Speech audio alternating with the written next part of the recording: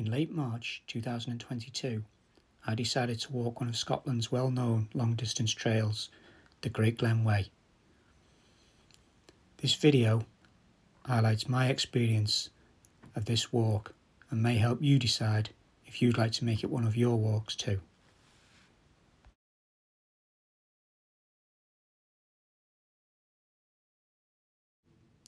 At the end of a fairly long day travelling up to Scotland, I decided to spend my first night at a campsite in Glen Nevis, ready to start the walk the following morning.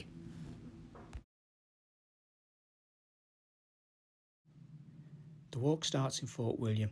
It's a waymarked trail and signposting is generally good. You're soon led away from the town, alongside the River Lochie and up towards Soldiers Bridge.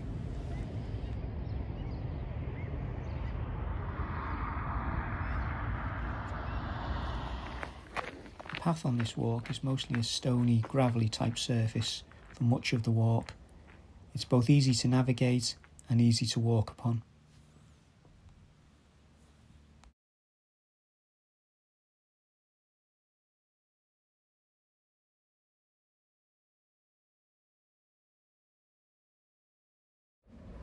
Even early on in the walk, there are many points of interest, such as Soldiers Bridge seen here, or this old fishing boat abandoned that people stop to take a photograph with.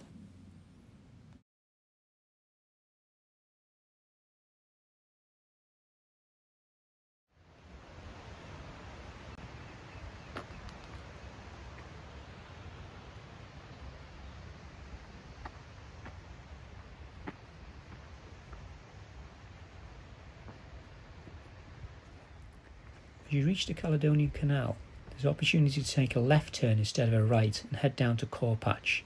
This is so you can hire a key if you require for access to toilets and showers at certain points along the way. It can be hired for £10 from the Corpatch Sea Lock office.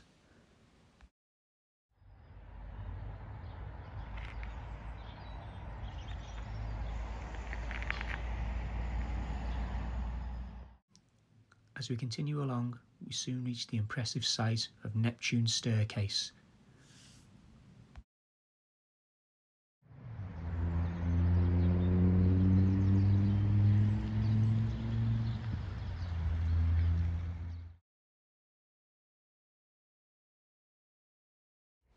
We continue along for many miles, with the Caledonian Canal on our left and the River Lochie on our right.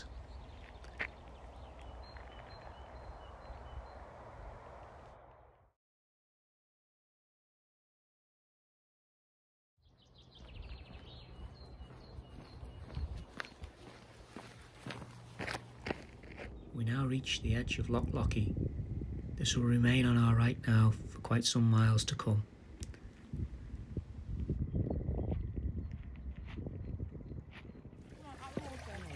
The supply of water is generally not a problem on this walk. There are many streams, rivers, waterfalls, just so long as you're prepared to filter it, as I've done here.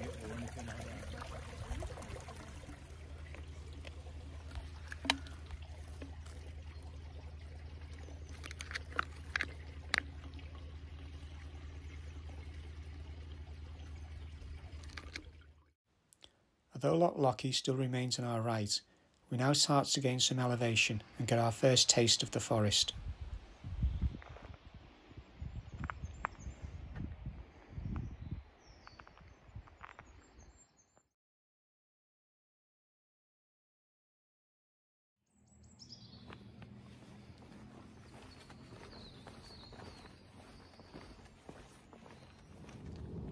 It was at this point, 19.5 miles in, that I stopped for my first camp, a wild camp by the shores of Loch Lochie. This was in the Glassdoor region, a designated area for wild camping.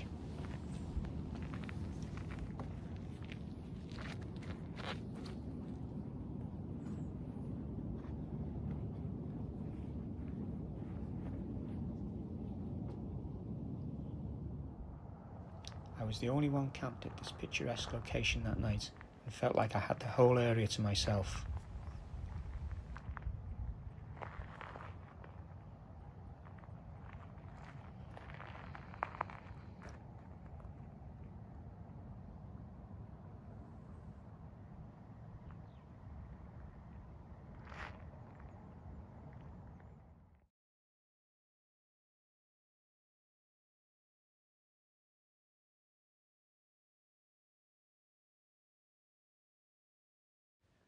With the woods behind me and the loch in front, it made for the ideal setting to stay the night.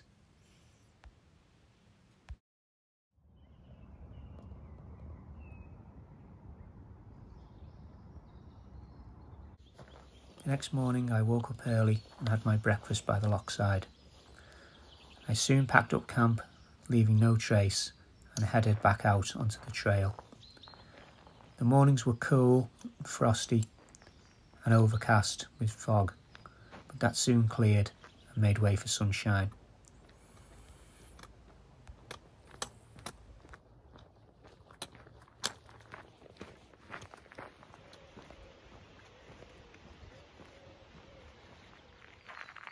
This little area is in the garage station, although I don't recommend that you wait here for a train, as you could have an awfully long wait.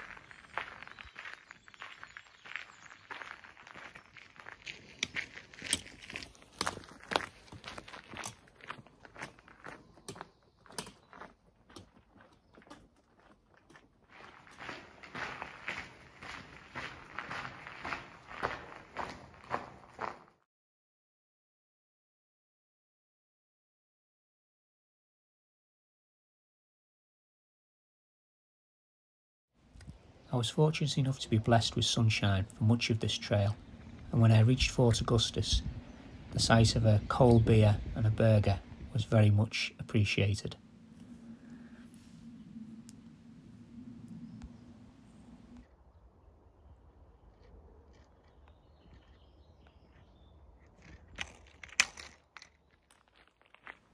I carried on walking through the forest with the sun shining through the trees, although this walk gives you options to take both high and low routes at different points to vary your walk.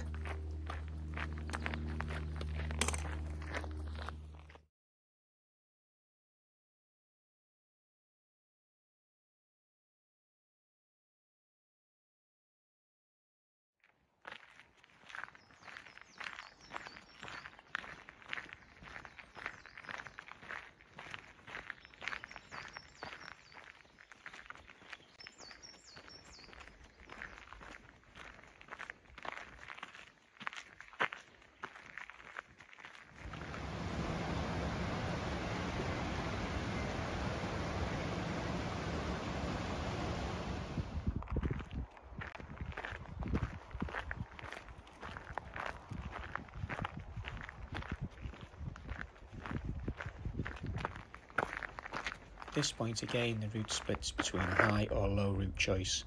I took the high route. This allowed me to see the view catcher, another iconic feature on the walk, and what better time to see it than through a low evening sun.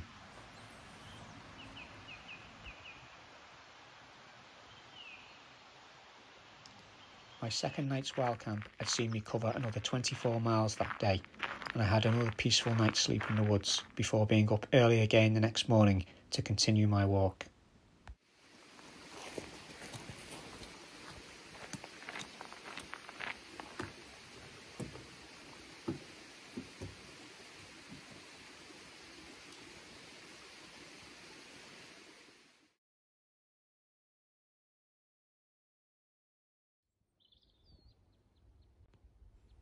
This shelter along the high route is the ideal stopping point to admire the views of Loch Ness below.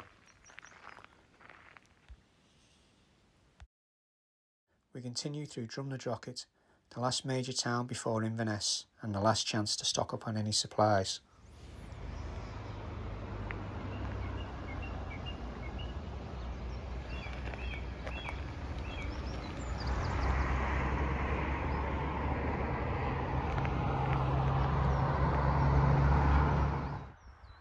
In the distance you can see Urquhart Castle here on the shores of Loch Ness.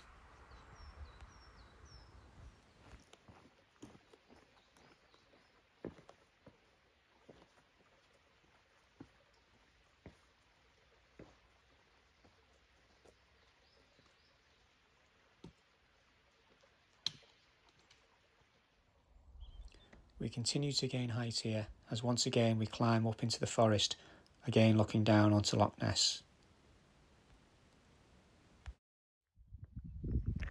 With Within the Aberracan Forest is the Aberracan Eco Wild Campsite. I chose to spend the last night here after having done another 18 miles or so of walking. It is an eco campsite, and as such there are no showers, no running water and no electricity. However, the staff are friendly and it is a welcome place to stay.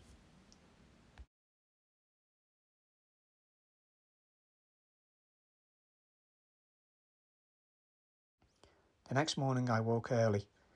Although it was a cold morning, I knew I only had 12 miles left of the walk to do, so I set about closing camp and got on my way.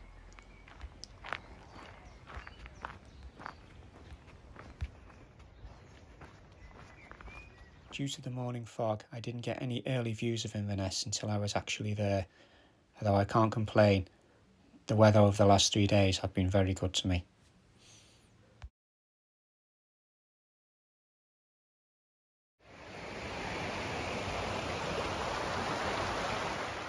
The walk takes you through parks and gardens before the final finish point below Inverness Castle. Okay, so kit review. First of all, what did I use to carry everything that I needed? Well, that was carried in this Exos 48 litre rucksack.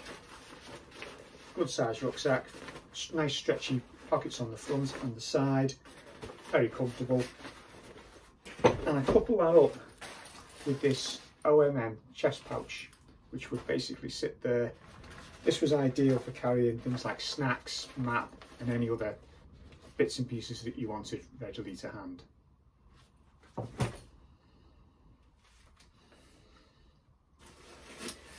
So during this trail, the temporary house of choice was this Terra Nova Laser Compact 1. This is the latest version of this tent and it comes with the shorter poles. I also got the additional floor print for the tent. Just figure, why would you not want to prolong the life of your tent? So obviously that adds a little bit of warmth as well to the tent. And this worked out very well really. I did expect some condensation issues with this, not because of the type of tent that it is, more because of the weather conditions. It were cold at nights but with very little breeze. In actual fact, it coped very well with the condensation. So I think this tent overall was probably a good choice really.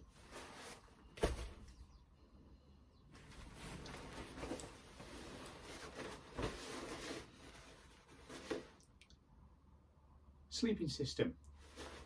Well, this was the first outing for this. This is an Enlightened Equipment down quilt.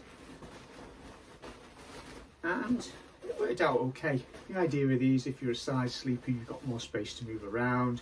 They're more versatile, so they say. You can wrap it around you while you're doing things in your tent, cooking or whatever. And it worked out okay. It was coupled up with this X-Bed, which is a Sinmat HL Winter Medium. A little bit narrow, but on the whole, okay. Underneath that was a silver mat. Pillow-wise was a blow-up Trekology pillow. And also used this little tiny Freedom Trail pillow, which closes up a lot more than that. And because I'm a side sleeper, I would sleep with that resting between my knees and made sleep a lot more comfortable basically. I did try some clothes with me just for sleeping, just a base layer top. These are some fleece pants that I picked up from Decathlon, nice and cheap. Little Freedom Trail beanie hat just from Go Outdoors, and some thin Carrymore gloves, and they would all be worn, bar the gloves only if necessary, in the sleeping bag at night basically. And that sleeping system, they were cold nights, but I don't think I would have done any better with any other sleeping system really. Okay, so on to cooking. What did we eat? What did we cook on? What did we drink? How did we carry it? Cooking wise, this Outkit Kraku, outstanding little stove this is. I recommend you get one of these, even if you never go camping, they're that good. This just screws into the top of your gas cylinder, and turn it on and away you go. Superb little piece of kit that. So I used that. The only pot that I took was an Outkit 650 pot. It's a 650, yeah it is a 650. And basically the only piece of cutlery that I took was a spork, folding spork. Meal wise, I basically made porridge in little bags, and I made these little bags of porridge, and because I couldn't put fresh fruit in it because it wasn't practical to, I used dried fruit. So within that porridge I'd throw in things like goji berries, sultanas, crushed nuts, anything I could, you know, that would help to flavour that porridge, I'd put it in. Then in the morning I would make it mostly with water, and I got these little milk sachets just from Amazon basically, and throwing a couple of those little milk sachets in helped to flavour the porridge as well, and that worked really well. That and a cup of tea every morning was all I felt I needed before then getting walking on the trail. Water wise, we got a couple of folding items here, little folding bowl there, and a Sea to Summit folding mug. Water wise, I used this Carrymore water container and soya mini with the bags, and whenever these were full, and this, then I had more than enough water. Then water was not really a problem on this because there was an abundance of water with waterfalls and things like that. It was just stopping to fill it up and filter it basically. Food wise in the evening, so I'd have my porridge of a morning.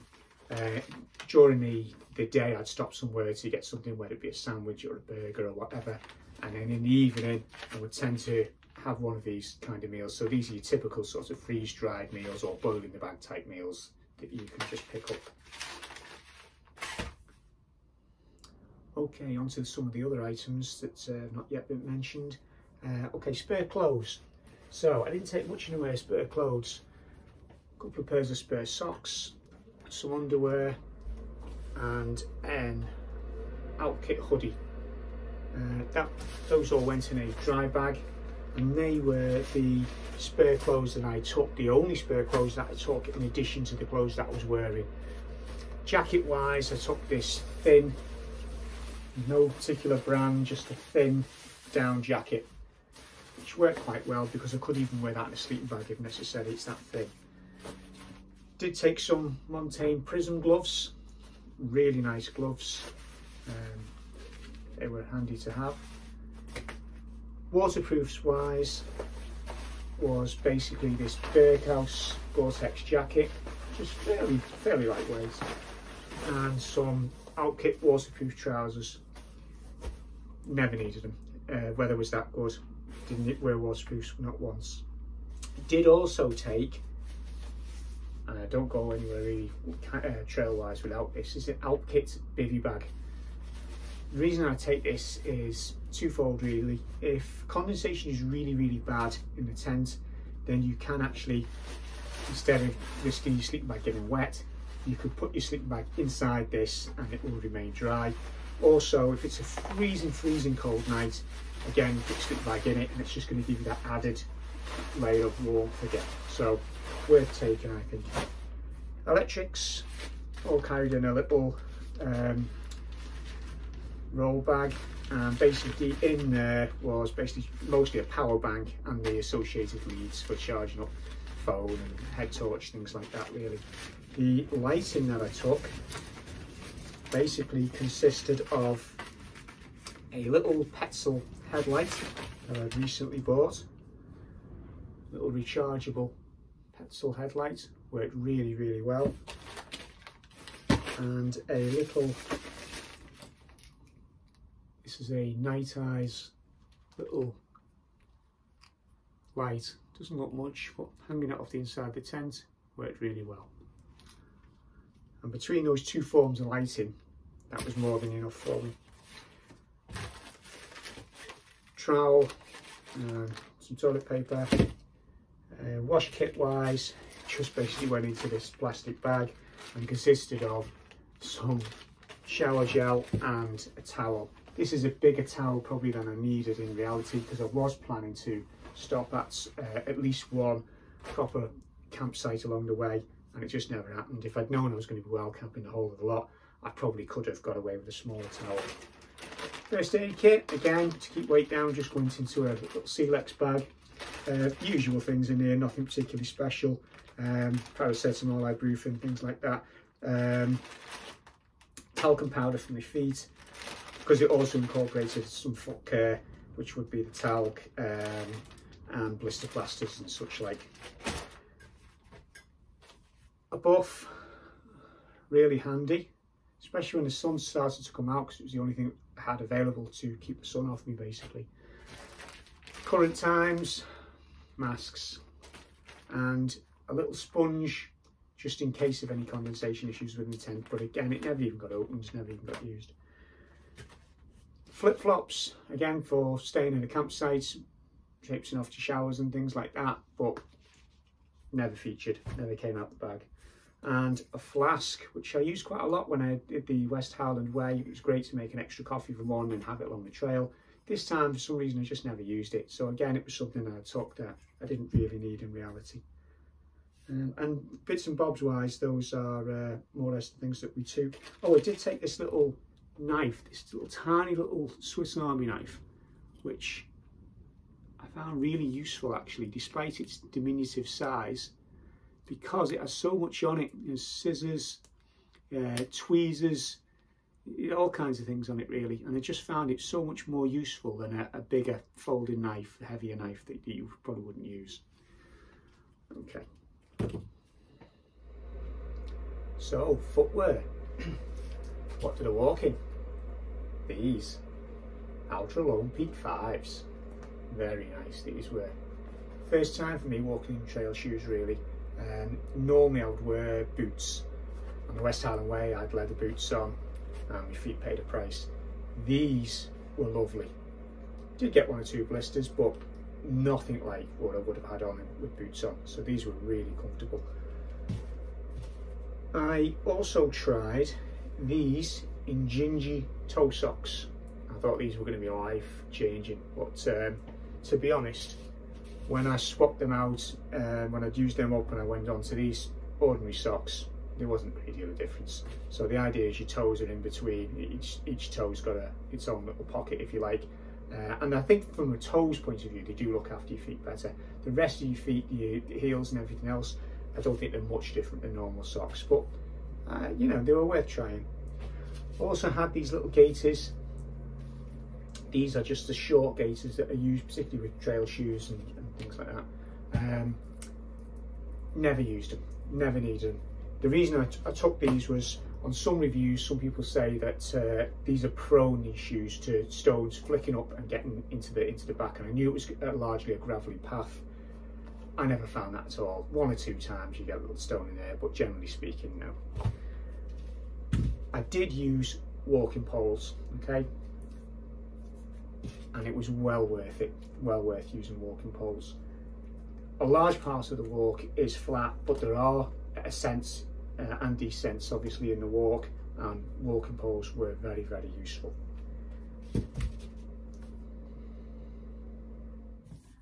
Okay, so this is the last part of the video now, basically the review of the trail overall and the experience of it. And basically this is the first time I've ever videoed a walk over the 3 and a bit days that it took me to do it. I've never attempted to video and document anything like this before. So the map, well, this is the map that I took with me. There's other different types. This just comes in a little waterproof case, and basically it folds out to give you a view of the sections along the walk, and it breaks it up like this so that you can go down. It gives you mile markers and such like. One of the things on this particular map is it gives you an overview as well. On one of the first pages, it gives you an overview of the map overall. So there's the entire route. It gives you an overview. Now what I did was I photocopied that overview, and I was able to give this out to family who could then see back home whereabouts I was on the walk really. So it's sometimes a nice thing to do if you want to share that walk with people back home, and they can keep up with the progress that you're making along the way as you text them and let them know where you're up to. I'm glad that I used walking poles. It is a fairly flat walk, and some people would argue that you don't always need them, but there are inclines to it as well, so walking poles do help. And if you're used to using walking poles, then I certainly wouldn't leave them behind for a walk like this either. Would I do it again? Yes, I would. Yeah, it gives you a variety of different types of terrain. You go through lots of different little towns, villages. It gives you high routes, low routes. You walk past canals, locks, a variety of different surroundings really. So yeah, I would do it again, and I would say this is an ideal trail for anybody who wants to try their hand at, say, wild camping and still have the security of knowing that there are little towns scattered in as well, where they can go and probably get a campsite and break it up if they want to do a wild camp one night and a proper campsite another night, and then so on and so forth. And it's also a really good trail to start on if you want to then go on and do other trails, maybe like the West Highland Way or any long distance trails really, with its distance is not too much, and it really is a nice trail to start on really. So yeah, so definitely it's one to consider if you haven't already before. Okay, well, thanks for watching, and thank you.